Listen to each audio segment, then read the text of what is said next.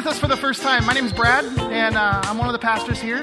And I'm continuing us on this morning. We're in a series, a third week in a series on the book of Ecclesiastes. And we're looking at this very unusual book. We're going to be in chapter 4 this morning. But if you've been with us for the past couple of weeks, you know Ecclesiastes is a really, really unusual book. Really unusual. In fact, it offers a very unusual look at life, and it offers a very unusual sort of wisdom or a way of navigating life.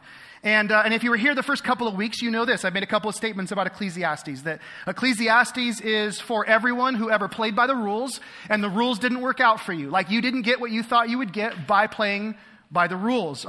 Ecclesiastes is for everyone who ever worked hard to get somewhere, and then when you finally got to that place, like you got to the destination, you realized it was about the journey and not about the destination. Like for any of us that have ever gone, man, I got there, I got this thing, I made it to that place, I achieved this thing, and then we went, this is it? Well, that's what Ecclesiastes is written for. Ecclesiastes is for anyone who's ever had joy and lost it. It's for anyone who's ever had meaning and no longer can find it. It's for anyone who has ever had a deep sense of peace and now there's only discomfort. It's for anyone who's experienced those things, which when you listen to those descriptors, you draw the conclusion that Ecclesiastes is written for who? Everyone, right? Especially us. It's for anyone who's living a very real existence. This isn't some sort of churchy religiosity where you just play by the rules and things turn out the way you want. He's actually showing us something deeper. He's taking us to a level that is actually more meaningful and more purposeful. So in week number 1, if you were here the first week, you know that we talked about chapters 1 and chapters 2, and the writer, the wisdom teacher of Ecclesiastes, he basically put all of the stuff of life in perspective. He puts all of the houses and the cars and the achievements, the degrees, the promotions. He puts the stuff of life in perspective, and he does that by using a single word, and the word was havel, and that word meant what? Vapor, right? It is all vapor. He's saying, listen, it's all vapor. He's not saying it's not important. He's not saying it doesn't matter. You kind of need that stuff to live. But what he's saying is, if you go to vapor to find substance in life, if you go to those things to try to find meaning or joy or peace in your life, you're going to try to grasp something and there's nothing there for you to hold on to. And so he puts all the stuff of life in perspective. And then last week we dove into chapter 3, and in chapter 3, he basically puts time into perspective. So we have stuff and then we have time. And essentially what we talked about last week is this idea that a lot of us can get stuck in our past. And we kind of carry it with us everywhere we go, and we don't forget about it, and we still beat ourselves up over it, and we still wish we would have done things different in our past. And then others of us, we panic and worry about our future. We don't know if there's going to be enough to go around. We don't know what's going to happen in the days ahead. And what the writer of Ecclesiastes presented to us was a third option of living life, not worrying about the past and not fretting about the future. But he presented this idea that you and I might just be present in the moment. He talked about this idea of eternity, a Hebrew word, ha'olam. And he said, there is this thing, ha'olam, that is in your heart. And you can experience something beyond this time at any moment in life. He teaches us how to be present. That's what we looked at last week. And so today we're moving into chapter 4, and again, there's another word. There's another word and another example of wisdom that's beyond wisdom. And first it was stuff, and then it was time, and now we're going to move to talking about our posture. How do we posture ourselves as we move through our lives, as we move through our days? And if you have your Bible, I want you to open to Ecclesiastes 4. If you don't have your Bible, the words are going to be on the screen. As we've done so far in this series, I'm going to just read the text, and then I'm going to talk a few minutes about it. It'll be over before you know it. It's not going to be that painful. Some of you are like, I can't stand here very long, or sit here very long. And as you can probably guess, as we read this, there might be a word that's repeated, right? We had havel, we had ha'olam, and in this we might see a word that reoccurs that might be the basis of where we're going. I'll talk about that in just a minute. So Ecclesiastes 4, verse 1, we'll just read to verse 9. It says this. Again, I looked, by the way, get ready for all the encouragement every week. It's so encouraging, Ecclesiastes. Just pumps you full of sunshine, right? He says, again, I looked and I saw all the oppression that was taking place under the sun. Remember, in the world of the created, under the sun, in the world of the created, there was all this oppression. I saw the tears of the oppressed, and they have no comforter. Power was on the side of their oppressors, and they have no comforter. And I declared that the dead who had already died are happier than the living who are still alive.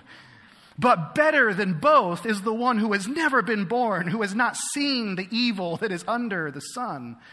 And I saw that all the toil and all the achievements that spring from one's envy of another, this too is meaningless, a chasing after the wind.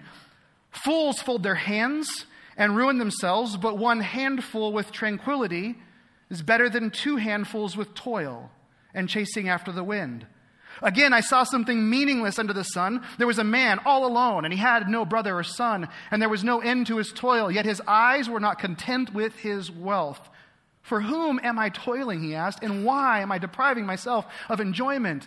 This too is meaningless, a miserable business. So we always kind of wonder what's going on, right? And today I want to spend some time looking at verses 5 and 6, because packed in the middle of these 9 verses, in the middle of verses 5 and 6, in the middle of this whole life is tough and don't be really encouraged by this because it's all vapor and it doesn't matter. In the middle of this, there's actually something that's really powerful that he slips in here that brings perspective to the rest of it. Let me just read it again. Verses 5 and 6, he says, fools fold their hands and ruin themselves. Better one handful with tranquility than two handfuls with toil and chasing after the wind. Now, as I mentioned earlier, there are certain words in this series, certain words in this book that the author uses repeatedly. There's things he uses over and over again. And usually when he does this, it kind of clues us in that there's something else going on. There's some meaning here. And so you might have noticed this. You might have noticed when you looked at this, the author uses the word hands 3 times in verses 5 and 6, or some form of the word hands, handfuls. So I want to take a hold of this morning, if you will. Yeah, you guys are smarter than the first service. It's good. First service, they just looked at me when I said that, and I was like, oh, wake up. Nice to wake up.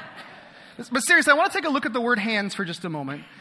In your English translation, when you look at this on the screen or in your Bible, you just see it's hands, handfuls, hands. It's all the same word, hands, the same thing, right? Here's what's really interesting. When you actually look at this in the Hebrew language, when you look at these sentences in the language that it was originally written in, there are actually 3 different words that we're translating with this one idea of hands or handfuls. And if you spend enough time here at Summit, you know that when that kind of thing happens, we start being the 3-year-old and we go, why, right? Well, why is there 3 different words? Why does he do this? And what does that mean in this? So in order to answer this, I want to do this. I want to look at the last use, and then I want to look at the first use, and then we're going to look at the middle use. So we're going to look at what he says here in the middle of these verses. So we have this phrase at the very end, verse 6. He says, better one hand with tranquility than 2 handfuls with chasing after the wind. So the 2 handfuls, this phrase is actually the Hebrew word kofen. Say that with me. Say kofen. Kofen. Now, kofen literally means like cupped hands, like this. So take your hands real quick and kind of put them together, right? Put them together, but make them real tight, like you're trying to hold something in there, like you caught a lizard, I don't know, something like that, and you're trying to hold it, right? You're trying to capture something. You're trying to make sure it doesn't get away, right? That's this idea. Kofen is this idea of holding this thing in these hands, right? It's holding. It's a gesture. And here's what's interesting about this phrase, this word and this gesture. It actually has symbolism. And it has symbolism because anytime we read about the word hands in the Bible, like what we do with our hands, what you put your hand to, like the plow, anything you do with your hands is representative of your life. It's representative of the power and the energy and the meaning that you have in life. Hands is always sort of a representation of like all that you are. And so we're talking about our hands, and we're talking about a posture that looks like this. And what this word kofen seems to indicate in the Hebrew language is not just simply like trying to hold something, but it's like a grasping. There's a desperation that is underlying this word kofen. It's trying to hold all that it can. It's trying to get all that it can. And so behind this gesture, there's this deep sense like, I can't get enough. Or there's not going to be enough to go around. Like if you grew up with brothers, you know what I'm talking about, right? There's not enough to go around. I got to get more. There's this idea I got to gather, I got to make it all mine, right? I got to do this thing. By the way, that gesture, that idea, that's something that we know, right? We've experienced this. It's the rat race. It's the go, go, go, go, go. It's the achievement after achievement after achievement. It's the climb the corporate ladder. It's the acquire all the stuff. It's the stress. It's all of that. Think about this. This is the perfect posture to throw some elbows to some people around you, right? Don't do that right now. You'll hurt somebody. But you know what I'm talking about. When you're holding this, you can just kind of muscle your way through life. There's this sense of, I'm going to get mine. That's what kofen means. You imagine somebody who's hiking through the desert, and they haven't seen water in days, and they suddenly come to some spring of water. They cup their hands, they grab, they kofen, and there's this desperation, like, there's not going to be enough. I haven't seen it, and I don't know if there's going to be any more. There's this idea of kofen. I'm just drinking as much as I can because I don't know. Will there be enough? Will there be any more? So I'm just going to keep it for myself. That's kofen. That's the last phrase that he uses. That's the last word for hands, kofen. Now let's move to the first word. So the first word, he says, this word is the word yod. Say that with me. Say yod. Now, the word yod means folded hands. So like take your fingers and kind of intertwine them like this. Now, if you got a belly that's big enough, just rest them there. If you're pregnant, you can do this, right, Katie? Right? You just kind of rest them there. You can kind of fold your hands and rest, right? This is yod. So this word, the first word is yod. So some people just yod, right? Now, the wisdom tradition uses this word yod a lot. In fact, it's sort of a euphemism in the wisdom literature that's used all the time. This folding of hands. Now, picture this folding of hands. It's probably a gesture of what? Laziness, right? It's a gesture of laziness, sloth. Sometimes it's translated like the sluggard folds his hands, you know? Just kind of sitting back and relaxing. Let me give you an example. Proverbs 24:33 says, a little sleep, a little slumber, a little folding of the hands to rest, and poverty will come on you like a thief and scarcely like an armed man. A little folding of the hands, right? And here's what's interesting. Again, think about this. This word yod, because it has to do with the hands, it's representative of what? It's representative of your power. It's your life. It's associated, connected to the meaning, the direction, the gifts, all the resources that make you you. Yod is associated with that, right? And so it carries this meaning. This is a posture of what you're doing with your life. It's like basically you're simply saying this. When you decide to yod, you're saying, God, I know you gave me a life, and I know you gave me energy, and I know you gave me strength, and I know you gave me resources, and I know you gave me a will, and I know you gave me thoughts, and I know you gave me a body. I know you even put me in a time, in space, where I can actually live. You gave me a life to do something with it, and I chose to do this. It's the posture of somebody who chooses, you know what? I know I've been given all that, but I'm just going to disengage. I choose to fold. It's like this epic moment of the soul where you go, you know what? I've seen enough and I've done enough. I think I'm just going to fold my hands and phone it in from here on out. I realize you put me in the middle of this great, beautiful world and I can create things. And I know there's suffering and I can help alleviate that suffering. But I'm just going to yod. I'm going to yod. I'm going to fold my hands. So, we have kofen. We have this desperation, this cupping of the hands. Work, work, work, work. I got to get it all for me. And then the other extreme, we have this yod. You know, I'm just kind of done and I don't really need to do anything. These two extremes. But then in between the two, the teacher gives us a third way. The teacher gives us a third option, which is really interesting because we tend to approach everything as either or, right? There's black and there's white. There's rarely some sort of middle way, except for when you come to the Bible. By the way, this is a general truth. Oftentimes what the Bible is doing, and especially what Jesus is doing, is saying, you know what, you thought it was this and you thought it was that, but I'm going to show you this third thing. So the writer of Ecclesiastes is actually giving us a third thing. There's a third way. And it's this. He says, better is one hand with tranquility. And again, this is a completely distinct Hebrew word. This is the word cough. Say cough with me. Cough. In the first service, someone coughed literally at that moment. But cough. Now, the word cough is just a single open hand. Do this for me. Put your hand out. It's a single open hand. Now, just think about what this represents. And now look at your hand for a moment and do me a favor. Just make a fist and hold the fist. Look at your fist. And think about what that represents. And now open your hand again. There's some symbolism in this, right? If this is a posture of your life, if this is the resources, if this is what you've been given, and you've got this cough posture, you're saying, I'm not holding on, right? I'm still holding, but I'm sort of holding loosely, right? Do you see the difference between these two? An open palm allows you to hold things, but it also allows you to give things away, right? I can receive and I can give. This thing, it's hard to receive. This thing, it's hard to give. But this thing, I can receive and I can give. And yes, it is still some sort of work. I'm still doing something. This is a particular kind of posture. He says, better with one hand with tranquility. Tranquility means rest and peace and calm. It's better to have rest and peace and calm through cough. Cough is where you experience tranquility. This idea of two fists, this idea of two hands grasping and holding, or this idea of folded hands, neither one of those will get you the tranquility you're looking for. He's saying it's found right here. And when we start to understand this, what he's saying is this is a different way to live, a different way to move, a different way to have your being in this world. You can cough. You can live like this. I grew up in a really peculiar place. I grew up in Phoenix, Arizona. And let me explain one of the peculiarities of this place I grew up. Every October or November, there was this great migration that would happen every single year. And it seemed as if every single person over the age of 60 that lived west of the Mississippi River came to Phoenix, Arizona. That's just what it seemed like. I don't know if it's true or not. Don't check my stats, but I think it was 100% somewhere around there.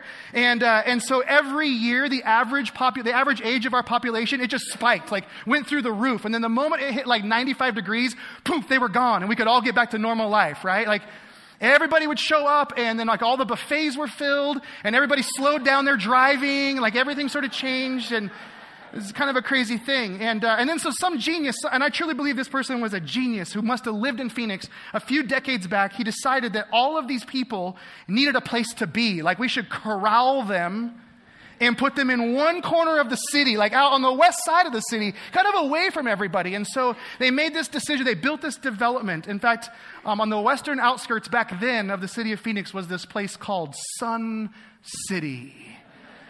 Sun City, where we can hide all the snowbirds, right? By the way, one of the things I loved about it is golf carts were legal. And so it's like a giant Liberty Lake, basically. Like you just got like crazy old people everywhere driving golf carts, talking to their buddies, and you're like sitting in a car at a light and like barely moving around, you know. It's just... So no offense to those of you that, no offense. I offended about half the service in our 8 a.m. service today, but... imagine a community where everybody is like the youngest person that can live in Sun City is 55. By the way, I don't know very many 55-year-olds that move there, usually like 65. But the youngest person that can live there is 55. There is no age limit on how old you can be. You can be like 200 and live in Sun City. And that's your demographic, right? That's your demographic. And so this week, in fact, I found a picture this week and I couldn't help but show it to you. Welcome to the original fun city, Sun City, right? Sun City's fun city, am I right? When you come to Sun City, you're going to expect some fun city. That's what you're going to get if you come to Sun City, right? Got people all over the place in golf carts and doing things, having fun. But I remember going there as a kid in high school. I remember I got this job. Around Mother's Day every year, you know, like all of the mothers that were from west of the Mississippi live in Sun City. And so every Mother's Day, the florists get inundated. And so they would hire like seasonal help to deliver flowers. And so I got this job where I would just go. And basically all I did was like fill my car with flowers and then drive around Fun City and deliver flowers to all these moms that were, to be honest with you, they were alone in their houses. Knock on the door and deliver flowers, knock on the door, deliver flowers, knock on the door, deliver flowers. I'd look, it's from their kids, it's from this kid, it's from that kid. That's all I do all day. And the whole weekend around Mother's Day, I just delivered flowers. And let me just tell you something. I've spent enough time in Fun City to tell you, it is not Fun City. I remember being like 16 or 17 years old. And I'm observing what's going on. I'm like, these people are bored. They're bored. Like they folded their hands. Like with all the experience and all the stories and all the richness of their lives, somebody told them somewhere that what you do with all of that richness and all of that knowledge and all of that learning is you just sort of pack it in. You fold your hands and you give up because that's what you do. You just you yod your way through the rest of your life. Like the highlight of the day is the early bird special at Old Country Buffet. Like that, is that what I'm created for? Like this is it? I'm just going to yod myself away. You can feel it. By the way, don't you notice that? Don't you notice that you can see it in another person when another person has decided, I'm going to just phone it in. I'm just going to fold my hands and be done. You can see that. You can sense it. You sense it in yourself. Like we know when we have come to that place of going, you know what? I'm just done. I'm just going to phone it in. But then what's the other option for us? On the other end of the spectrum, we have this other person, we have this other option that is like afraid we're not going to have enough to ever move to Fun City. And so we're just grasping, right? I mean, think about this. I think about how ironic this is. So we spend the first half of our life just grasping and saving and doing all these things and holding on to and getting enough because someday maybe I can move to Fun City. And so we grasp and we take and we hold and we worry and we stress about all of this different stuff. We become tethered to this corporate machine and we just work and work and work and we're busy, busy, busy. We're doing all of those, always come in threes, by the way. You're always going, right? And there's anxiety and stress and you can't be away from Wi-Fi or a cell tower because you're afraid you're going to miss the email or miss the call. And this thing's going to happen because you just have to grasp and hold on to all of it because you're the one that's in control. So we have cupped hands. Or we have folded hands. Kofen or yad. That's what our culture gives us. So there's checked out and stressed out. And the invitation of the teacher, he says, listen, some fold their hands and some are grasping for all they can. But there's a third way. Better one hand with tranquility. Better one hand with tranquility. I hope that for you think about these options and like me, there's something in your soul that says, I want this, right? You with me? I mean, isn't that what we're looking for, is this tranquility? It's the peace that we've lost. So I want to look at John chapter 14 for a moment. I want to look at a couple of insights from the life of Jesus, just some things that I think speak to this and how we experience this. What does one-handed tranquility look like? How do we experience one-handed tranquility? How do we get there? There's some important stuff that Jesus shows us. What does it look like? John 14, Jesus is talking about what he gives and why he's come. He's basically saying, this is what I give to you. This is what I offer to you. This is what I do. This is what I give. And in verse 27 of John 14, he says this really powerful statement. He says, peace I leave with you. Peace, remember, it's peace. It's this tranquility. Peace I live with you. My peace I give you. But then listen to what he says. I do not give to you as the world gives. Do not let your hearts be troubled and do not be afraid. Peace I give you.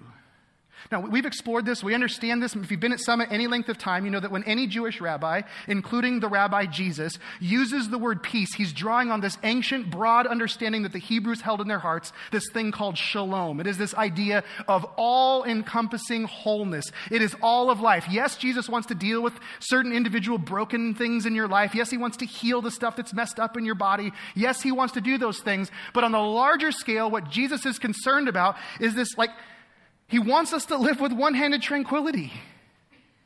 He wants to rescue us from the insanity of normal everyday life. He's saying you're going to get up every day and you're going to go to work and you're going to come home and you're going to feed the kids and you're going to do all this stuff. And in the middle of all the insanity, I want to show you something that's different than what the world's giving you. So and he's saying this, in this passage he's saying, if you seek to become the kind of person who lives with one-handed tranquility, you're going to be swimming upstream. I don't give as the world gives. The world gives you this. The world gives you this. I'm giving you this. And it's different. So we need to understand that. We need to understand it's countercultural. In our world, all we know how to do is fold our hands or grasp for things. But to be a person of one-handed tranquility, you will have to confront those things, those idols, those gods of our culture. You're going to have to actually address and assess and say, am I living with this same set of principles and values that everybody is? I mean, do I abuse my body? Do I have this lack of peace, the lack of rhythm? Do I have the habits of our culture? Or am I doing something that's really, really different? So when we talk about this, we have to be aware that our culture is only going to show us this grasping thing, or it's going to show us this thing, and it's going to tell us peace is found in one of those two. And it's never going to affirm the way of Jesus that's somewhere kind of like that. It's not going to do this. We're going to have to call out some of these impulsive habits that are just things that we have just said, well, that's just normal. It's just normal that you just race and you run and you miss workouts and you don't eat well and you live stressed out and you never sleep at night. And it's just normal. That's just what it takes to live in this culture. Well, it's just normal to just phone it in and take all of your life experience and all the lessons you've learned and all the history you've got and just sort of package it away and don't let anybody glean anything from it. That's just normal. That's just what we do in our culture. It's all about you now. That's what our culture says. And we have to confront that. He says, I have come. Jesus says, I've come to open your eyes to this. I want you to see differently. So now I want to turn to a different passage. Matthew chapter 3. He's saying this is different, and now he's going to show us a little bit of how, right? So first of all, this is different, and now how do we get this? In Matthew chapter 3, Jesus is being baptized. John the Baptist has come ahead of him. He's been preparing the way, been telling people, hey, there's this guy that's coming. He's really amazing. You're going to love him. It's called the Messiah. And in John chapter 3, he's going to baptize him. And this is right before Jesus is going to go into the wilderness. After Jesus goes into the wilderness, he starts his public ministry. So this is before any of that stuff happens. And this is what we read, verse 16. It says, as soon as Jesus was baptized, he went up out of the water. And at that moment, heaven was opened. And he saw the Spirit of God descending like a dove, alighting on him. And a voice from heaven said, this is my Son. This is my Son. And I love him, and I am proud of him, and I am pleased with him. Let me ask you a question. At this point in the story of Jesus, Matthew chapter 3, has Jesus drawn large crowds to hear his teaching yet? Nope. He hasn't, has he? Has Jesus healed anyone? In Matthew chapter 3, has Jesus healed anybody yet? He hasn't, right? He hasn't done that. Has Jesus written a book or spoken at a conference yet? No, hasn't done that. Nobody's named a building after him at this point, not at all, right? Has he had a great Q&A time with some skeptics? No, hasn't done that. What has Jesus done up to this point? Matthew chapter 3, what has Jesus done up to this point? Nothing. Nothing of significance. The guy went to school, did really good. That's what we know of Jesus, right? But at this point in the story, he's done nothing of significance. And here's why that's significant. The story opens with him receiving a blessing from his Father before he ever lifted a finger. Before he ever did a thing. I mean, this blessing, this validation, this statement like, I love you and I accept you and I'm proud of you. And like that statement comes, it starts with this. So what we see is that God is not holding back until he proves something like, man, you know what? When you get a crowd that's big enough, then I'll give you my blessing. Or when you heal like 14 people, then I'll start paying attention. He's not doing that. He's not waiting to see how he does. He's not waiting to see how he performs. He doesn't wait to see, does he do things the right way? Is everything? No, this is my Son, and I love my Son, and I'm proud of my Son, even though he hasn't lifted a finger yet. So think about this. This is how Jesus starts this whole thing. He starts by receiving this primal blessing. Like deep inside of his soul. He hasn't earned this, deserved it. He literally has just been told, you are loved, you are accepted, you are validated, you are affirmed before you do anything. Which means that everything else that Jesus does, everything that Jesus spends his time doing from that point forward just comes out of this place of validation. It comes out of this place of knowing like, you're loved, and you're accepted, and you're affirmed. Which means that Jesus isn't doing things in order to somehow achieve affirmation. He's not trying to strive to earn God's love.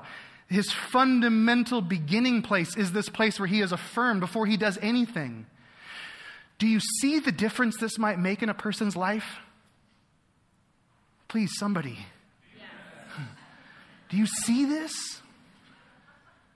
I mean, imagine if you operate out of a place where you're not striving and earning. I mean, how many of us, we strive and work and earn, and we're like, man, I just want to be good enough. I just want somebody to validate me. How many of us, because of the pain of our lives, we got frustrated and we gave up, so we just folded our hands. Imagine if instead we heard the voice of our Father say, I'm pleased with you, and I love you. You see Jesus, you notice this calm that comes out of his life when you receive this sort of blessing. Like you hear about the way Jesus talks about his work in light of this whole idea. Like Jesus just said, like, do you ever hear Jesus say, I'm just trying not to make the Father mad. Like, I have come because I don't want to make God mad. Do you ever hear Jesus say, like, you know what? You guys messed this thing up so much, and now I got to be here, and I got to work extra hours. Like, Jesus doesn't wake up every day and say that stuff, right? He doesn't go, hey, listen, like, I gotta make up for you disciples, you failed, and so today I got to work extra hard. No, he doesn't live with guilt. He doesn't live with shame. He doesn't live with striving. He doesn't live with stress. Jesus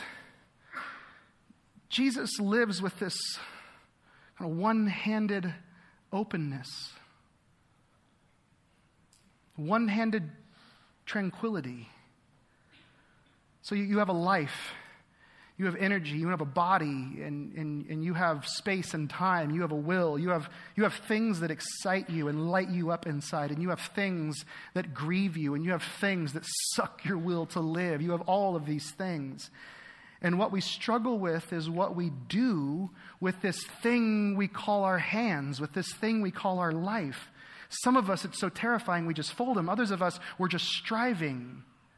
And then there's this place. I love this. It's like Jesus just says, you know, I got a few things to do in the world, and I'm doing them. Like John chapter 5, a little later in the 20s of the book of John, there's this, when people ask Jesus what he's up to, he's just like, you know what, this is it. I got a few things to do, and I'm doing them. I got a few things to do, and I'm doing them. It's tranquil. It's peaceful. Does it take work? Yes. One hand is still out there. Does it take energy? Yes, it does.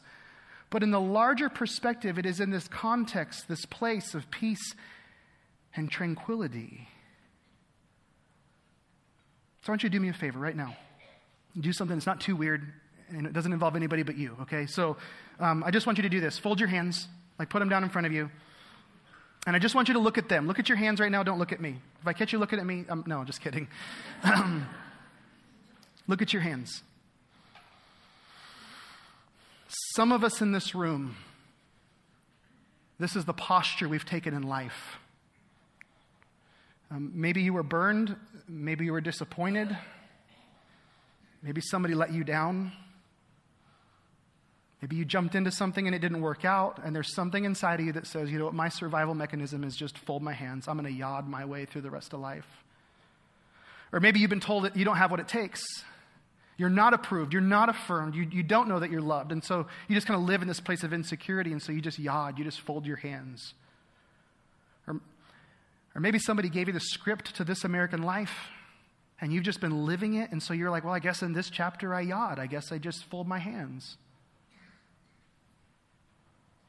Whatever the case is, just look at your hands and imagine what would change if you just heard right now in this moment, this is my daughter, and this is my son, and man, I'm pleased with you, and I love you, and I made you, and I gave you a life. What would change?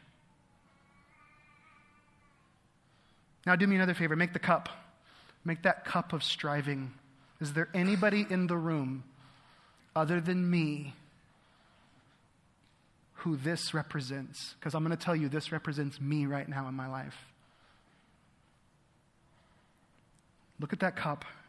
Maybe you're striving and you're stressing and you're working. Why? Why? Maybe you use the word busy way too much. Maybe you have a really long list of things you're going to get to when life slows down. Maybe you're worried that there's not going to be enough to go around. Maybe you're not eating right. Maybe you quit exercising. Maybe you're not taking care of yourself. As you look at your hands in that position, I want you to notice something. Do you notice how easy it would be for me to handcuff you right now? Guys, this is a prison. This striving, it's a prison. And as you look at your hands, I want you to imagine what would change if you just heard the voice of your Heavenly Father say, you're my daughter, you're my son, and before you ever get out of bed in the morning, before you ever make the coffee and start your hectic day, I'm pleased with you, and I love you, and I'm proud of you. Do you think maybe you'd drop a hand? See, this is what Jesus is inviting us into.